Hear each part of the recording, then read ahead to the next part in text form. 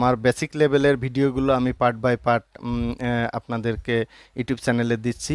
তো আজকের পরবর্তী পার্টে আমি দেখাবো যে এক্সেলের আরেকটি পর্ব। আপনারা এখনও যারা আমার চ্যানেলটি সাবস্ক্রাইব করেন নাই, প্লিজ সাবস্ক্রাইব করে নেবেন এবং পাশে থাকা বেল আইকনটি অন করে দেবেন। তাহলে সবার আগে আমার ভিডিও পাবলিশের নোটিফিকেশন আপনার কাছে চলে যাবে। তো প্রথমে বলে রাখি, আমরা ইউটিউবে যারা কাজ করি বা ইউটিউবে যারা সময় দিই, অনেক এলোমেলো ভিডিও দেখে আমরা ইউটিউবের থেকে সময় ব্যয় করি। কিন্তু আমরা যদি কম্পিউটারের এক্সেল এবং ওয়ার্ড সম্পর্কে জানতে চাই, তাহলে আমার চ্যানেলের অ্যাডভান্স লেভেলের ভিডিওগুলো দেওয়া আছে। যারা একটু এক্সপার্ট তারা ওই ভিডিওগুলো দেখে নিতে পারেন। আর যারা একদম নতুন, আমি মূলত নতুনদের জন্য টিউটোরিয়ালগুলো তৈরি করছি। তো তারা আমার ভিডিওগুলো পর্যায়ক্রমে পুরো ভিডিও না টেনে দেখতে থাকবেন এবং প্র্যাকটিস করতে থাকবেন। তাহলে আপনারা যে নতুন, আপনারা পারেন না, আপনারা পারবেন না, যে ধারণাটা আপনার ভিতরে আছে, এইটা আমি দূর করব। এবং আপনাদের যদি কোথাও সমস্যা হয়ে থাকে, আপনি কমেন্ট বক্সের মাধ্যমে আমাকে জানাবেন। আমি আপনার কমেন্ট বক্সে রিপ্লাই দেব যে সেই সমস্যা কিভাবে সমাধান করা যায়। তো আমার চ্যানেলে যারা একদম নতুন, তারা পুরো ভিডিওটা দেখবেন এবং আপনার মতামত লাইক কমেন্টের মাধ্যমে জানাবেন। তো চলুন পুরো ভিডিওতে যাওয়া যাক। তো বন্ধুরা, আজকের পর্বে আপনাদেরকে দেখাবো যে এক্সেলের কিছু হিডেন টিপস। আপনারা যারা নতুন, অনেক সময় কাজ করতে যে দেখবেন যে আমাদের এই পুরো পেজ জুড়ে যে কলাম এবং রো গুলোর বর্ডার দেখা যাচ্ছে, এই বর্ডারটা অনেক সময় থাকে না। যেমন এরকম সাদা থাকে, তখন পুরো পেজ জুড়ে সাদা থাকে, কোথাও কলাম এবং রো সিলেকশন বোঝা যায় না। তো এই ক্ষেত্রে যদি আপনার কখনো এরকম অটোমেটিক সেটিং হয়ে যায়, সেক্ষেত্রে আপনি কি করবেন? সেই ক্ষেত্রে আপনি এখানে ইনসার্ট বা পেজ সেটআপে যাবেন। পেজ সেটআপে যে এখানে দেখেন যে গ্রিড লাইনে এখানে ভিউ যে অপশনটা আছে, এটা যদি আপনি প্রেস করেন, তাহলে দেখেন আপনার আগের যে পুরো স্প্রেডশিট জুড়ে কলাম এবং রো সেটা শো করছে। এছাড়া আপনার এই যে এ বি সি ডি যে লেখাগুলো আছে, এইটা যদি আপনার কখনো এরকম হাইড হয়ে যায়, বা এই লেফট এবং রাইটের যে কলাম এবং রোর যে অপশনগুলো সেটা যদি হাইড হয়ে যায়, তাহলে এখানে হেডিং থেকে আপনার ভিউ যে অপশন আছে সেটা যদি ক্লিক করে দেন, তাহলে দেখেন আপনার আগের মতো পেজটি শো করছে। তো এটা যারা প্রবলেম ফেস করছেন বা কখনো যদি এরকম হয়, তাহলে এখান থেকে আপনি সুন্দর মতো সেটিংটা করে নিতে পারবেন। এছাড়া অন্যান্য বিষয়গুলো আমার অন্যান্য ভিডিওতে দেখানো আছে। আপনারা চাইলে ডেসক্রিপশন বক্সে লিংক দেওয়া আছে, সেগুলো দেখে নিতে পারেন। অবশ্যই আগের ভিডিওগুলো দেখবেন, তা নাহলে আপনি এই ভিডিওগুলো পুরোপুরি বুঝতে নাও পারেন। তো আরো কিছু টিপস দেখাবো। দেখেন এখানে আমি ডাটা মেনু থেকে আমরা অনেক সময় আমাদের লেখালেখি থেকে ফিল্টার করার প্রয়োজন পড়ে।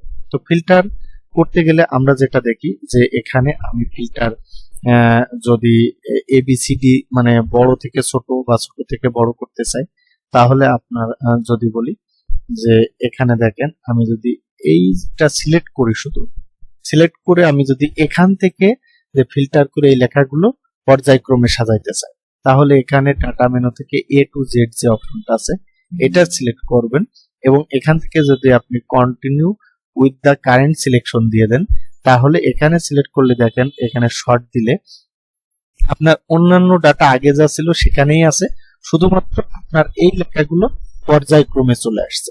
তো এইটা যদি আপনি চান সেটা করতে পারেন, তবে এই ক্ষেত্রে অবশ্যই আমাদের যে ইউনিক ভ্যালুটা কিন্তু চেঞ্জ হয়ে গেছে। দেখেন সিরিয়াল নম্বর আগেরটাই আছে, এখানে আটার বা ময়দার অন্যান্য ঘরের সিলেকশন গুলো ঠিক নাই। তো সেই ক্ষেত্রে আমি কন্ট্রোল জেড প্রেস করে আগের অপশনে চলে গেলাম। এখান থেকে যেটা করতে হবে, আপনি এ টু জেড এ যদি যান, তাহলে আপনাকে এই যে এক্সটেন্ড দ্য সিলেকশন এইটা দিয়ে শর্ট যদি করেন, তাহলে দেখেন আপনার এই যে আটা আটা ময়দা ময়দা সয়াবিন অয়েল সুজি পরপর চলে আসছে এবং অন্যান্য ইউনিক ভ্যালু গুলো যার যারটা সেই ঘরে চলে আসছে। দেখেন একের পরে 5 আসছে, 2 আসছে। এরপরে আপনি যদি চান এটা, তাহলে এখান থেকে 1 তারপরে 2 দিয়ে আপনি এইভাবে সিরিয়াল নাম্বারটা ঠিক করে নিতে পারেন। আবার আপনি এছাড়া আপনি যদি ম্যানুয়ালি ফিল্টার করতে চান, তাহলে আপনি এই পুরো বক্সটা যদি সিলেক্ট করে ফিল্টার দেন, তাহলে এখানে ফিল্টার হয়ে গেল। এখান থেকে আপনি প্রেস করেও A to Z দিতে পারেন বা Z to A দিতে পারেন বা কালার অনুযায়ী ফিল্টার করতে পারেন, অথবা আপনার পছন্দ মতো এখানে যেটা চান, যদি আটা চান তাহলে এটা ফিল্টার করে এখানে আপনার সুবিধা মতো ডাটা এখানে দেখতে পাচ্ছেন। এছাড়াও অ্যাডভান্স এক্সেল এর আপনার ফিল্টারের অ্যাডভান্স অন্যান্য অপশন গুলো যেটা, সেটা আমার অন্যান্য ভিডিও দেওয়া আছে, আপনারা চাইলে সেটা দেখে নিতে পারেন। এছাড়া আপনার এখানে আছে যে এখানে যদি আপনার একই ডাটা একাধিক থাকে তাহলে এখানে হাইলাইট দেখেন, এটা যদি হাইলাইট না থাকে তাহলে কিভাবে বুঝবেন, বা আপনি ডুপ্লিকেট আছে কিনা এটা কিভাবে বুঝবেন। সেক্ষেত্রে হোম মেনুতে যাবেন, হোম মেনুতে যে কন্ডিশনাল ফরম্যাটে যাবেন, এখানে হাইলাইট সেলে যাবেন, এখানে এই যে ডুপ্লিকেট ভ্যালু যদি দেওয়া থাকে তাহলে এই যে আপনার এখানে যে ডুপ্লিকেট গুলো আছে সেটা শো করবে।